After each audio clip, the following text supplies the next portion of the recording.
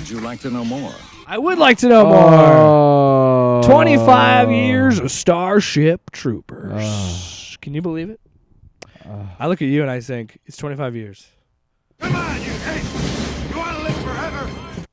No. Off the jump, You know- off the top. When you think about it, you got RoboCop and then you got Starship Troopers a couple years later. Well, you had Total Recall in between. So it went RoboCop, Total Recall, Starship Troopers for Verhoeven. And yeah, you could put Total Recall in there, but the main thing. I see what you're getting at. Yeah, Total Recall not so much, but there are elements of that in that movie, of course, because I think that's kind of a Verhoeven kind of staple. But in both the movies that we're talking about, they're almost groundbreaking in their glimpse into the future of media, and this is the same content, team of RoboCop. consuming content and how it's consumed and everything like that. Yeah. The attention span required. If you notice in that first opening scene of Starship Troopers, they're constantly changing channels.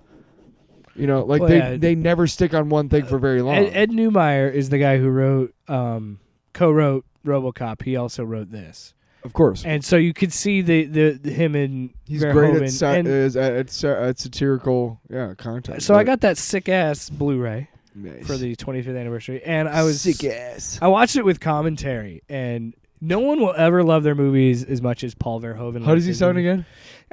Here's a few shots. I can't even do it because it's deeper than that. I'm not very good at doing like a Deutsch. I also feel shots. I'm a fucking bog. Like there's like shit.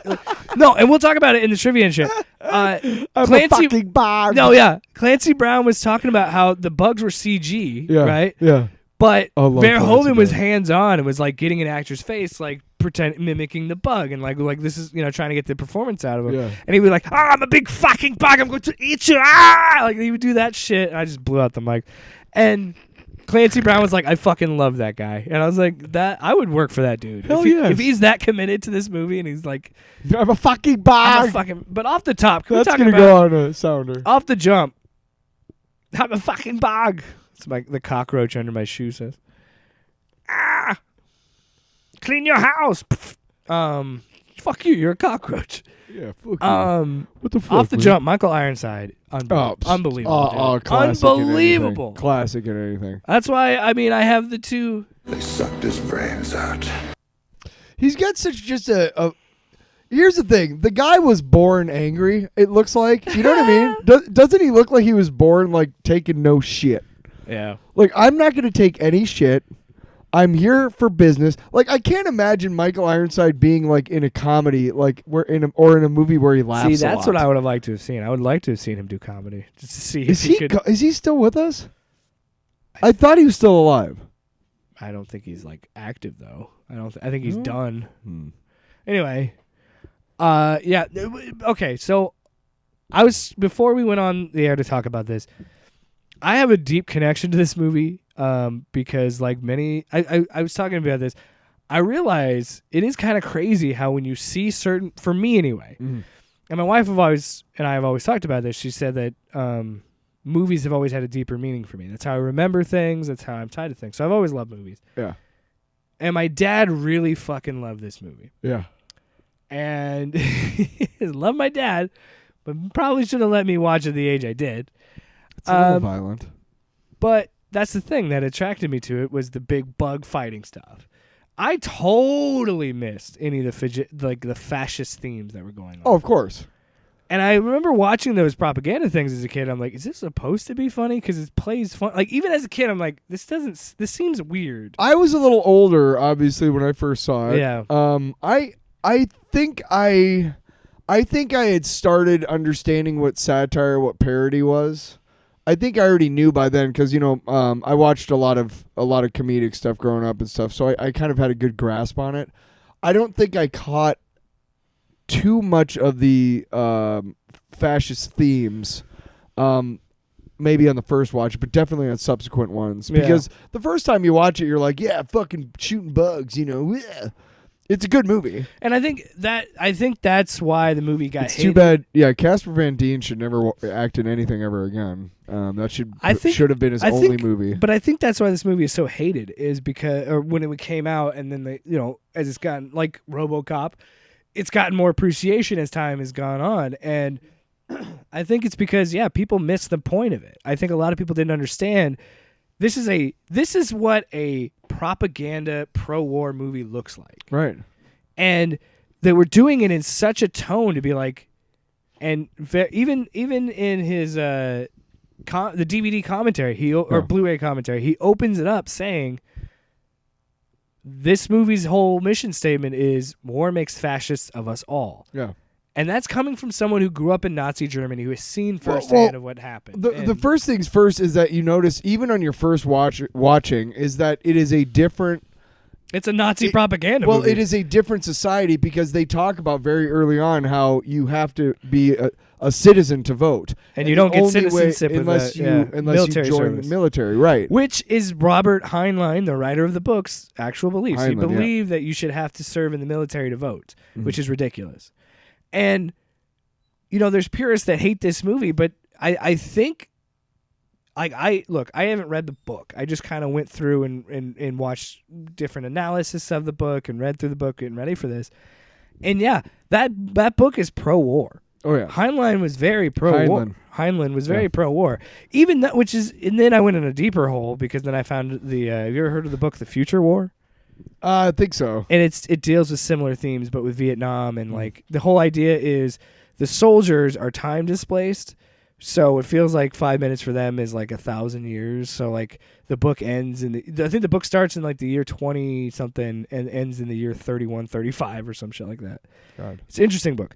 But he actually applauded that book because he said, because that book, similar premise, Happy to see me, yeah. but it's anti-war. Right. And Starship Troopers, and look, your criticisms of the movie, it still follows the book in a sense of Rico only progresses in the story not by growing as a character and getting smarter and learning. He just bowls through everything. He just decides, I'm going to jump on the back of a tanker bug. I'm going to throw a nuke in the cave. He gets promoted by just being a blunt instrument. And he also survives. He's one of the only survivors. It's not like he's the smartest guy in his unit by any means. He just survives. In fact, early on, it's shown that he is not a good leader because he gets a guy fucking killed during training exercises. And you're right. He only gets promotion by death. The only time he ever gets promoted in that movie is when everybody dies. They're all going like, "Hey, wow, we made it, huh? Crazy." And that's like by sheer luck. And by sheer luck. And that's what's so smart is it's a never-ending cycle. And that's what the movie's point is. Which is dumb because the story was written by somebody. There's no luck involved. They can just write it however they want. But if you're talking about a real situation, the fact that they're promoted was because the other people died. Yeah. Not because they were skilled. Yeah, especially with Rico. Oh yeah. And yeah. The first time I saw it, you look up the word meathead in the dictionary, you see Casper Van Dien. Yeah. What's even funnier as a younger age? What a jaw though, man. What a face. What a fuckable face. Jesus. I think you might have to edit that out. No. Casper Van Dien's a beautiful man. I'm not afraid to say it. I'm gonna fuck his face. Come on, you hey! You want to live forever? What was it like? What was it like fucking Casper Van Dien's face? Oh, no. They sucked his brains out. Would you like to know more? No. No. Please, So God, I stop talking. I saw it at a younger age, and it's funny. When I was younger, when I watched it, I didn't think it was funny. I didn't understand that it was funny, and that it was a satire. And then as I got older, I'm like, oh, this is a propaganda movie. So it makes it so smart. I mean, it's not funny, ha ha. It's a fucking satire. It's dark. It's a beautiful Right. satire. There's because it ends on such a dour note. I think there might be a couple of laugh out loud moments the first time you see it, but not on subsequent viewings. But the propaganda is funny because it's obvious propaganda. Right, yeah. And, but again, not funny, ha, No. ha, look at that. It's like you're saying, it's the same with... And maybe it's because we're so close to it in our own society right now that's not so funny anymore. Well, it's because the Neumeier and Verhoeven both...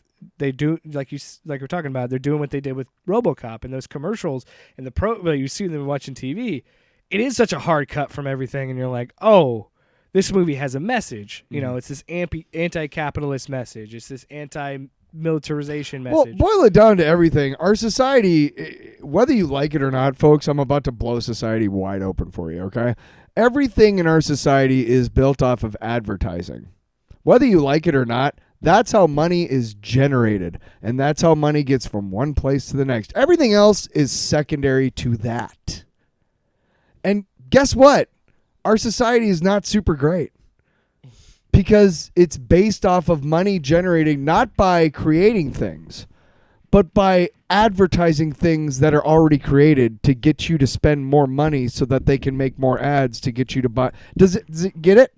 Get Yeah. that cycle sucks. Well, and you live in it every day. What's Just a heads up. also interesting about this movie is Yeah. it's not directly in it isn't just a critique of America. It's a critique of the whole world. It's a critique of capitalism in general. Because Neumeier says that of like fascist capitalism. because Neumeier says it when he was talking about it, he's like his intent was to be a comment on fascism around the world, not Right. just the United States, and I think it does a good job of that.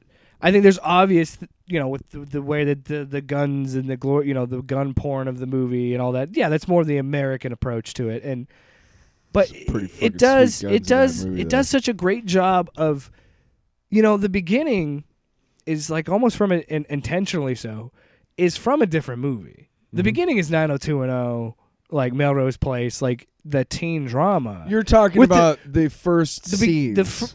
Yes, 'Cause not don't the forget- not the Right, cold the movie open. I'm starts- talking about yeah. the movie itself. Okay, cool. Yeah. Not the cold open. Yeah, it is very weird. And here's the other because thing. it's that- such a cut because it here's has the- that here's the amazing other thing- scene. Here's the other thing and that then we it cuts. keep that we always forget when you watch until you watch it again. It takes place in Brazil, Rio de Janeiro, and these kids Buenos are Aires, yeah. whatever. But it's That's where his in- parents were. Right. But later on in the movie, when that place is destroyed, they're like, "Oh my God, there's nobody left," and all their friends are dead and all that. But that's another thing because that's where it took place in the book, and And it's Juan Rico, not Johnny Rico. right. All of That the was names, intentional. all of the names are they're kind of anglicized more in this movie, but. To make it more fascistic. But that's the thing that you keep forgetting, like that you're like, okay, this. So it's. I think it was purposely set that way so that it could avoid being taken down as simply just a critique of America. But and I'll let you go. You know who? Stop touching me. What?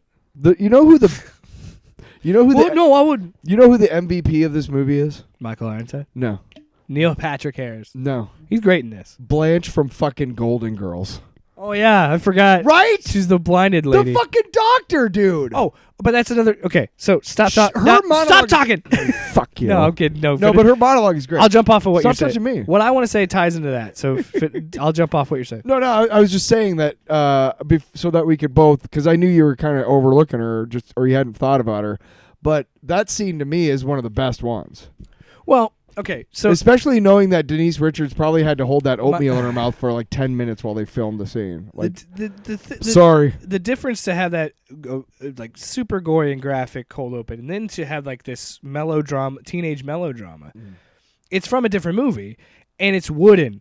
And it's soap opera-y, and that's but that's the point, because they're trying to drive home and like, look, they live in this perfect society that's so great, but then when you see every adult outside of Johnny's parents, when you see every adult that is served, they're mangled. Yes. The dude he says that made me the man I am today has a robot arm, no legs. Blanche from Golden Girls, she's blinded, so a bug probably like acid her eyeballs out or something. Michael Ironside, who at the beginning of this movie is saying war is good and violence is the only way to solve political disputes, has one arm. Yeah. Like, it's so fucking laying it on, and you don't think about it when you first see it, but then when you start watching it again and you start picking up on these themes, it's such another aspect. It is a dumb action movie, but it's also a smart satire. Another aspect of the movie that kind of gets overlooked, and I think this is kind of important to the movie as well, is there are good performances in this movie, but the direction that he gave his actors, the younger ones, was great because they are stilted. If you saw these people act that way, if you saw these actors act that way in another movie, you'd be like, that was a shitty acting job. But because you see them acting that way in this movie, which is how they're supposed to kind of be wooden caricatures. Yeah. They're not supposed to have a lot of depth. And so his direction to get them to act that way and to be pretty shallow characterizations because that's what they're supposed to be. They're supposed to be disposable characters. And then the movie itself has a love square because Rico loves Carmen, but Carmen loves the other pilot dude, and Dizzy loves Rico. And by the way, it's still really problematic when Diz dies and she's like, "Oh, I don't mind. Because I got to fuck Johnny, so I'm okay dying." Like, they literally fucked in the scene before I don't think Starship Troopers passes the Bechdel test. If you're gonna do that, you're gonna drive yourself crazy. You're just gonna piss on every legacy. So Tyler. Would you like to know more? Let's get in some trivia. No. Okay. This is from IMDb trivia. So sweet. I'll bet you I'm going to get them all right. I'm not. I'm just telling you some fun facts. Fuck you. Okay. In a 2016 interview, Casper Van Dien revealed a funny incident where he was picking up his 2 daughters from school. I went by a line at school to pick up my kids. You know, you drive up to the school, and when I get there are 6 10 to 8-year-old boys hanging out with my daughters. I pull up in the line, and the boy goes, "Johnny Rico, why didn't you tell us your dad was Johnny Rico?" And I said, "What are you boys doing, watching Starship Troopers?" And they said, "Our dads made us watch it with them." Then my daughters get in the car, and my 10-year-old says, "Dad, were you really naked in Starship Troopers?" And I said, "Yeah." And she said, "How could you do that to me?" And my 8-year-old daughter says, "Wait, like naked? And I said, "Yep." And she said, "Oh my God, my life is ruined." And that was the longest 3-minute car ride of my life. Kids. You know, that is kind of an interesting story, but my my real big is the 6, 8 to 10-year-old boys whose dads made them watch it. Maybe it's a good thing. Maybe it's a sign. Don't become a fascist. If it was to be "don't become a fascist," then great. But I seriously doubt it. Dads that make their kids watch that. Speaking of the shower scene, they don't seem like. Speaking of the shower scene, director Paul Verhoeven and star Dina Meyer and Casper Van Dien confirmed that Verhoeven and cinematographer Jost Vanko shot the co-ed shower scene in the nude themselves on a dare from Meyer. On the day of the shoot, Verhoeven was asked the cast to do a little fashion show without fashion so they could get comfortable being naked. And when the cast was reluctant to disrobe, Verhoeven asked them what the big deal was, to which Meyer said, "Paul, if it's no big deal, why don't you do it?" Quite unexpectedly, Paul Verhoeven got undressed, as well as Vanko, who had been raised in a nudity camp. Oh my God. Okay. After initial shock, Van Dien reportedly yelled, "Oh God, oh Dina, why?" And a loud laugh from the cast in the scene was filmed without problems. So he's like, "What's the big deal? I'm going to take my clothes off. Look at my bag. I'm quite Look at me. I'm a swinging Dutchman, flying Dutchman." That's what he calls his dick. Swinging Dutchman. Got it. No, I wanted Paul to be Verhoeven, come on the show, and I can ask you what you call your penis. No. I'm gonna get. That's me too. That's too far. What? Really? I feel like that's sexual harassment if I ask a man about his penis. Don't you? Yeah.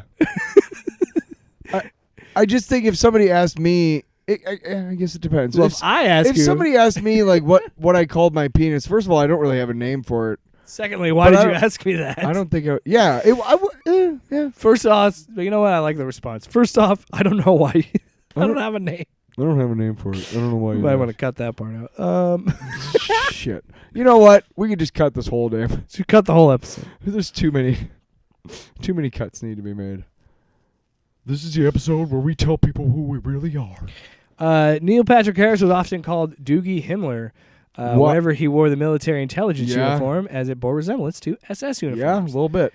The name is a joke after Harris's TV show, Doogie Howser. Is that what it was a reference? I always love it when IMDb is like, okay, I get that, and then they add that extra line. Well, Doogie Howser. I'm like, well, I fucking know. Can I make a point for that real quick? Doogie Himmler. I mean, can I make a point for that real quick? Yeah. When Stranger Things had that thing with Master Puppets, and Master Puppets became a huge thing with all these younger audience, and there were all these douchebag motherfuckers trying to gatekeep them. You know, you don't fucking know. You know. I'm a 42-year-old man and you don't know Metallica. Why would you be mad that a 15-year-old likes music? You know what I mean? Yeah, don't be a gatekeeper, man. So what I was just saying there, I was kind of gatekeeping a little bit, wasn't I? Sorry, man. Hey. I'm sorry. So, we talked earlier how they meet the guy with the prosthetic arm and no legs when they meet him. That is Robert David Hall. Mm. He has he had to have both legs amputated after a car crash in 1978. So he got to appear in this. He also appeared in CSI in 2000 as a medical examiner, Dr. Al Robbins. Wow. Where he wears prosthetic legs and a crutch. Wow. So good for him. Yeah. Let's see. No, but the reason why I was talking about the gatekeeping, like sometimes, we obviously get it, but sometimes, there's people who don't know that story, that other story, Look, you and I, people like us are actually few and far between who know a lot of movie quotes and shit. I know more people who are like, how do you do that? And I don't think I'm exceptional. I think you're exceptional for not knowing all that stupid shit and not having that crap in your head. Mm-hmm. I like having it all in my head and stuff, but so anyway. Back to what I was saying earlier, most of the arachnids on the film are CGI. However, they did have life-size robot models that Paul Tippett made. Well, right. However, during the battle scenes, the actors wound up looking at director Paul Verhoeven himself, who would stand in front of them and jump and scream at them and chasing them with a broom to elicit reactions after attempting to generate some of the fearsomeness of a 12-foot space ant. And what would that have sounded like, Jake? Clancy Brown affectionately described the actor as a nutbag, giving it to jumping up and down with a bullhorn going, "I'm a big fucking bag, I'll kill you." He goes, "I loved him. It was so much fun." That sounds like it'd be fun to have your director just being I'm a big fucking bag. You know what I mean? Just to have a director be a goddamn lunatic to get you to believe that there's a bug in front of you. It's just amazing. During filming, Jake Busey suffered a heat stroke after working all day in the 120-degree desert sun. It stopped production for a week when he recovered several large holes were cut in his uniform so he could cool off. And many other cast members' suits had this modification as well. They had to cut off the sleeves and just wear black shirts underneath because it was so hot when they were shooting in the Planet P, I think, is the one where they're in the T-shirts because that's where he... Can we talk about the tanker bug? How, look, it looks like it was made in 1997, but a lot of the CGI in this actually doesn't look bad. No. It surprisingly still holds up. Yeah. There's a lot of... And I noticed when I was watching it, and I'll give you credit because Verhoeven, he does talk about his shots. He's like, okay, so... and he did actually... I want to laugh because he just loves his movies so much, but he's so descriptive of it because he when the first time you see Carmen pilot a ship, he explains, okay, the ship is CGI, but the things the ship is. I'm not gonna do the whole voice. Come on. The ship going through the other ones, those are all miniatures, and they just generated the ship going through. Most of the ships are miniatures, and that's. And again, I've said it a million times. I like miniatures because it has real light touching it, and it has that physical appearance. Yeah. That's why the Star Wars shit holds up so well because it's almost all miniatures. Yeah. And that's you don't really, and you actually the ship is CGI. The CGI. Okay, so inside is a set, but then when it flies, it's a CGI, and it flies through the miniatures. He's never coming on our show. Fuck. He's got to be up there, though. I mean, I don't think he does much. I mean, he's an old dude. Casper Van Dien still gets stopped and asked about his role because, I mean, what other movies is he in? He was in Tarzan. The other big budget thing he was in, and then it was pretty much over for him. Quote, I get tweeted about it. I just did a funny show called Crunch Time that's going to come out. I don't know when this quote was. Come out, and the whole thing is basically I was playing the perfect version of myself, but a lot of the quotes I was doing were from Starship Troopers. He also did a movie called Noobs where he played a version of himself and the quotes from Starship Troopers again. And then there's been a lot of movies where I've done quotes from Starship Troopers over and over again because this movie it's a part of who I am. My daughter sent a meme recently where it's desire to know more, and it's a headshot of me from Starship Troopers, and I put that as my profile image, and everyone said, "Hey, I'm glad you're embracing your meme," and I'm like, I don't know what that means, but I guess I'm doing it, and he starts laughing. I do kind of feel bad that people only view him as Johnny Rico, but that is funny that he's actually, and I actually heard an interview about this with Scott Stapp, where he talks about Scott Stapp. No, hear me out. He's in the same way where he embraces the Creed memes. He thinks the Creed memes are funny because he's like, at least people are talking about me still 20 years later, At least Creed had some sort of impact, but That's what happens when you have kids. They just, I feel way worse for Casper Van Dien than I do for Scott yeah, Stapp. he's still a shitty dude. But You know, because as far as I know, Casper Van Dien never stood up on stage and pretended to be Jesus. I know Scott Stapp did that a lot while drunk. So shut the fuck up. Sorry, that was mean. Sorry. So Michael Ironside said in an interview Mhm. that this is what he had a conversation with Paul Verhoeven about the movie, who grew up, of course, as I mentioned, in occupied Netherlands. And Michael Ironside said, "Why are you doing a right-wing fascist movie?" Verhoeven replied, "If I tell the world that a right-wing fascist way of doing things doesn't work and no one will listen to me.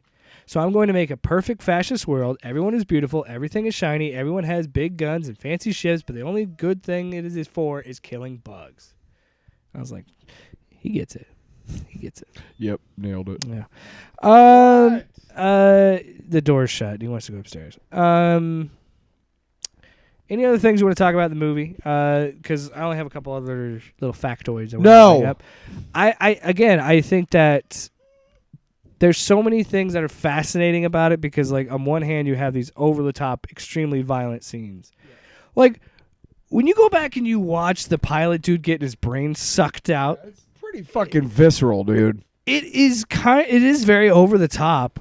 But you see the Isn't guy's his face right eyes next to her face too? So you see you see his face get sucked hollow, pretty Right, much. yeah. And his eyes roll back. It's very graphic. Yes, yeah, I remember. I mean, I've seen it recently, but that was the one thing that always tripped me out. Every rewatch that I've done in the movie, if I make it that far, because sometimes you just watch it for a little bit just for something to watch. Yeah. And you kind of have to be like tonight when I get home, I'm gonna watch it. I'm gonna watch the whole thing because it's fucking blast. But I've seen that movie so many times. right, I have too. But Yeah. the most recent time I watched it, I remember being kind of taken aback. Like, I don't remember this being that graphic when he gets killed, you know? And they're not nice to these hostages. Like, don't they keep them on the ground by, like, stabbing them through the shoulder and shit? The bugs? Yeah. So, but there's arguments to be made, and they don't say it out loud in the movie, but I think there's implications that humans started it. oh, yeah. That of the course. bugs are defending their planets, and the humans are the invading factor. Yeah. The movie doesn't outright say that because it's not going to. But the book does. Book heavily implies it. Yeah, and as well. the book's message is a little bit more of pro-war, and the only way to achieve peace is through conflict. And it kind of ends the same way, where Rico takes over Ironside's battalion in the book. He does the same thing. Yeah. But yeah, Paul Verhoeven famously actually said he could not finish the book. He did not like it. He read like the first 50 or so pages and like, this fucking thing sucks. So, so maybe there's It's something not to that it. good. Uh, It's a tough read. Yes. But yeah, also Johnny, the reason Juan Rico is Johnny Rico, the intentional reason for that is Paul Verhoeven wanted to make him have more Aryan features. So he wanted a more white, blue-eyed European to kind of drive home. Because if you didn't get it, they're the Nazis. You're following the Nazis in this movie. In case you weren't aware. I mean, if you didn't get the fucking... And one more thing. Neil Patrick Harris's character, after... I've watched this movie, Tyler, I couldn't even tell you how many times. Yeah. At no point did I actually sit down and focus on Neil Patrick Harris's character, and I'm like, You didn't? he's a dickhead. Oh, he's an asshole. He's evil this whole movie. He does not... He mocks Johnny's score. He's annoyed by his fucking pet, where he tells it, go upstairs, get out of my face, Yeah. like you're fucking with everything. Or no, he makes it go... Mind controls it to go fuck with his mom. Right? What a dick.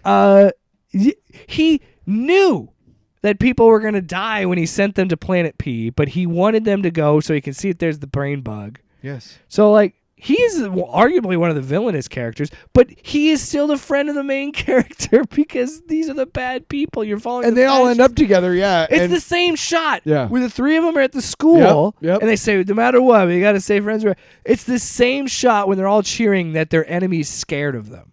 This movie is not a happy ending. It is, and it's such a brilliant takedown of fascism, and it's such a beautiful way of saying, like, this is where it leads. This is what war does. And Forgive all the plot holes, like the fact that a boulder that size would wipe out all life on the planet. Forgetting about the fact that it would take however long to get from here to there, and that if it was moving that fast, that ship would have no chance to dodge it. I mean, if you look at the science of the movie, a lot is pretty crap, but Yeah. that's why it's a fucking movie, folks. This is one of those sci-fi movies. It's rare when I'm watching a sci-fi movie and I get all technical. You know what I mean? Like, Yeah. if you can convincingly make, the scene work, whether the science is real or not, and I'm not talking about fantastical bullshit. I'm talking about, relatively layman's terms type shit. If you can make me believe that it works, I'm not gonna question you. I mean, yeah, when I first saw the movie, I thought it was odd that they dodged this really slow boulder, and then a couple of days later they hear about it hitting Earth, and I'm like, wait, where the fuck are they, and where's this other planet? Wait a sec, and when you boil it down, it doesn't hold up under scrutiny. But that's the point. Yeah, it's fiction, It's, right. Yeah. Sometimes you just got to say, all right, okay. Yeah. You know what? I'll bet you probably can't even get sucked into a video game like in Tron either. But that's, again, it goes back to the thing, too. Fucking liars. Look how advanced this perfect society is, and then all they do is go and fight wars. Yeah. They've learned how to travel through space with warp speed, and they still just use it for military purposes. Yeah. Which is so fucking sad because it's still so true to today, and when you think about it, too, how a lot of the planets are named like Planet P and like Klendaku. Yeah. Shut up, Planet P. That's where the brain bug is. It's Planet P. Planet. Also, I will say the third act is kind of anticlimactic. A little bit because they had the huge fights. Well, they had they had that big fight on Planet P. Right, with the abandoned. In Ironside outpost, and Dizzy Ironside by it, yep. And then Dizzy dies. They go back. Then they're like, he's like, Neil Patrick Harris at the funeral was like, yeah, we kind of knew those people were gonna die. I kind of sent you out there because that's what you do. And then, which makes me laugh, is Rico bitches about that, but then Rico still does it. Because Rico's thought is like, I'm only good at being a soldier. I'm not smart. My girlfriend doesn't want to be with me. I just know how to kill things. Not a good way either, because he gets. You're right. Think about it. If you line this movie up, Rico is not a good hero because no, he's not smart. He is a good hero because he fails and he takes orders, but he's not a good leader. No. Someone dies in a live fire exercise. A live fire. Dean Morris, unbelievable, or Dean Norris. I mean, Breaking Bad. He's in this movie. Mm-hmm. Live fire exercise. That's how he says it. Would you like to know more? Sure.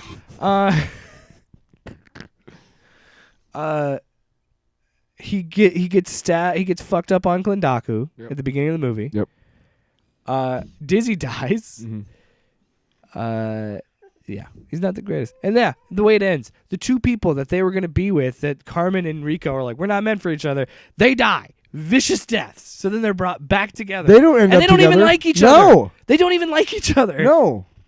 And then we end the movie beautifully. We bookend it the way it started with a propaganda film, and now it's all of them in the propaganda film. And it's like, it's just a cycle, generation after generation. And it's such a brilliant end, and I love that movie. And I'm going to watch it when I the older I've gotten, the more I've loved it. Yeah. Well, all right, Tyler, uh-huh. Finish your thought. No, I'm just saying, like, it's one of those movies that's it's an all-timer. It's relatively...